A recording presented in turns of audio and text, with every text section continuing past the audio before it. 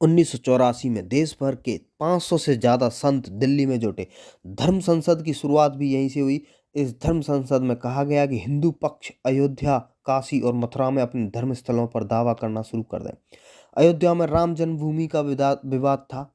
मथुरा में श्री कृष्ण जन्मभूमि को लेकर विवाद है। वहीं स्कंद पुराण में उल्लेखित 12 ज्योतिर्लिंगों में से एक काशी विश्वनाथ मंदिर को भी सबसे अहम माना जाता है। अयोध्या पर हिंदू पक्ष का दावा तो आज़ादी से पहले ही चल रहा था, लिहाजा हिंदू संगठनों की नज़रें दो मस्जिदों पर टिक गई। एक थी मथुरा की शाही ईदगाह मस्जिद और दूसरी थी काशी की ज्ञानव्यापी मस्जिद। अयोध्या तो बस झांकी है, काशी मथुरा बाकी है, यह नारा इसके बाद चल गया। आज हम बात कर रहे हैं ज्ञानव्यापी मस्जिद की, या फिर कहें विवादित ढांचे की। जब 1991 का साल आया तब काशी विश्वनाथ मंदिर के पुरोहितों के वंशज पंडित सोमनाथ व्यास, संस्कृत प्रोफेसर डॉक्टर रामरंग शर्मा और सामाजिक कार्यकर्ता हरिहर पांडे ने वाराणसी सिविल कोर्ट में याचिका दायर की। इनके वकील थे विजय शंकर रस्तोगी। याचिका में तर्क दिया गया कि काशी विश्वनाथ का जो मूल मंदिर था उसे 2050 साल पहले राजा विक्रमादित्य ने बनवाया था। सन 1969 में औरंगजेब ने इसे तोड़ दिया गया और इसकी जगह मस्जिद बनाई गई। इस मस्जिद को बनाने में मंदिर के अवशेषों का ही इस्तेमाल किया गया। याचिका में मंदिर की जमीन हिंदू समुदाय को वापस करने की मांग की गई थी तथा साथ यह भी कहा गया था कि इस मामले में प्लेसेस ऑफ वर्शिप एक्ट 1951 में लागू नहीं होता, क्योंकि मस्जिद को मंदिर के अवशेषों के रूप के ऊपर बनाया गया था, जिसके हिस्से आज भी मौजूद हैं। ज्ञानव्यापी मस्जिद की देखरेख करने वाली संस्था अंजुमन इंतजामिया इलाहाबाद हाईकोर्ट पहुंच गई। उसने दलील दी कि इस विवाद में कोई फैसला नहीं लिया जा सकता, क्योंकि प्लेसेस ऑफ वर्शिप एक्ट के तहत इसकी मनाही है। इसके बाद हाई कोर्ट ने निचली अदालत की कार्रवाई पर रोक लगा दी। पर यह मामला है क्या? क्या सच में इसके पहले मंदिर था? क्या सच में मुस्लिमों ने इस मंदिर को तोड़कर उसके ऊपर मस्जिद बनाई थी? ये ज़्यादातर सच हो सकता है, क्योंकि ज़्यादातर मस्जिदें ऐसे ही बनाई गई हैं। लेकिन इस तरह से तो पूरे हिंदुस्तान की मस्जिदों को तोड़कर मंदिर में बदल दिया जाएगा। यह एक सिविल वॉर में बदल जाएगा अगर इस तरह सब कुछ किया गया तो। क्योंकि ये मामला हाई कोर्ट में है, अभी न्यायालय के अंतर्गत आता है, इसलिए हम इस पर डिसीजन नहीं दे सकते, कुछ नहीं कह सकते। ये नहीं कह सकते कि हिंदुओं का या मुस्लिमों का। लेकिन इसके इतिहास के बारे में जो लोग बताते हैं उसके बारे में तो बात कर ही सकते हैं। साइट में मूल रूप से एक विश्वेश्वर मंदिर था, जिसे टोडरमल ने नारायण भट्ट के साथ स्थापित किया था। बनारस के सबसे प्रसिद्ध ब्राह्मण परिवार के प्रमुख 16वीं शताब्दी के अंत में जहांगीर के एक करीबी सहयोगी वीर सिंह देव बुंदेला 17वीं शताब्दी की शुरुआत में एक संभावित संरक्षक थे और उन्होंने कुछ हद तक मंदिर का नवीनीकरण किया। मंदिर और स्थल के इतिहास के बारे में सटीक विवरण एक हद तक बहस होती है।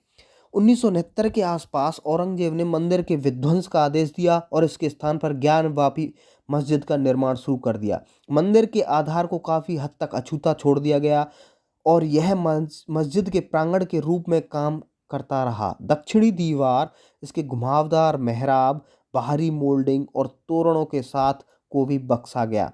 किबला दीवार में बदल दिया गया। इन जीवित तत्वों में मूल मंदिर पर मुगल स्थापत्य शैली का प्रभाव है।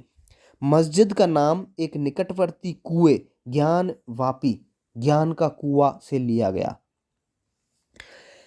किंवदंतियों का मानना है कि शिव ने इसे स्वयं शिवलिंग को ठंडा करने के लिए खोदा था। विद्वान औरंगजेब के विध्वंस के लिए प्राथमिक प्रेरणा के रूप में धार्मिक उत्साह के बजाय राजनीतिक कारणों को मानते हैं। Oxford world history of empire ने लिखा है कि जबकि विध्वंस को औरंगजेब के रूढ़िवादी झुकाव के संकेत के रूप में व्याख्या किया जा सकता है, 18वीं शताब्दी की शुरुआत तक यह क्षेत्र लखनऊ के नवाबों के प्रभावी नियंत्रण में था। ईस्ट इंडिया कंपनी के आगमन और तेजी से गंभीर विलय नीतियों के साथ देश भर के कई शासकों और यहाँ तक कि प्रशासनिक अभिजात वर्ग ने बनारस के ब्राह्मणीकरण में निवेश करना शुरू कर दिया ताकि वे अपने घर भूमि में सांस्कृतिक अधिकार का दावा कर सकें। अब वाराणसी के कोर्ट के आदेश के बाद पहली बार ज्ञानव्यापी मस्जिद परिसर का वीडियोग्राफी सर्वे होने जा रहा है या चल रहा है, समझने की कोशिश करते हैं कि ज्ञानव्यापी मस्जिद को लेकर इतना बवाल क्यों हो रहा है, क्यों ये मसला पूरे देश में चर्चा का विषय बना हुआ है। दरअसल श्रृंगार गौरी का मंदिर जो ज्ञानव्यापी मस्जिद परिसर में मौजूद है और मस्जिद की दीवार से सटा हुआ है, हिंदू समाज के ज़्यादातर लोगों का कहना है कि मंदिर को तोड़कर मस्जिद बनाई गई। जैसा कि हमने पहले कहा, हिंदू पक्षकारों का कहना है कि यहाँ पहले मंदिर हुआ करता था।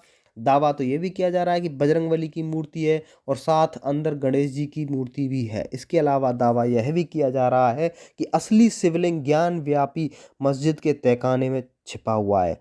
हालांकि जब ये सर्वे होगा तब सच्चाई सामने आने की उम्मीद है, लेकिन मुस्लिम पक्षकार का कहना है कि मस्जिद में किसी को घुसने नहीं देंगे और वहीं संत समिति का दावा है कि विरोध इसलिए किया जा रहा है क्योंकि मंदिर तोड़कर मस्जिद बनी है और सर्वे से इसके सबूत पूरी दुनिया के सामने आ जाएंगे।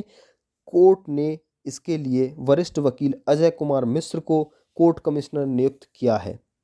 सर्वे के तहत देखा जाएगा कि श्रृंगार गौरी और दूसरे विग्रह देवताओं की स्थिति क्या है।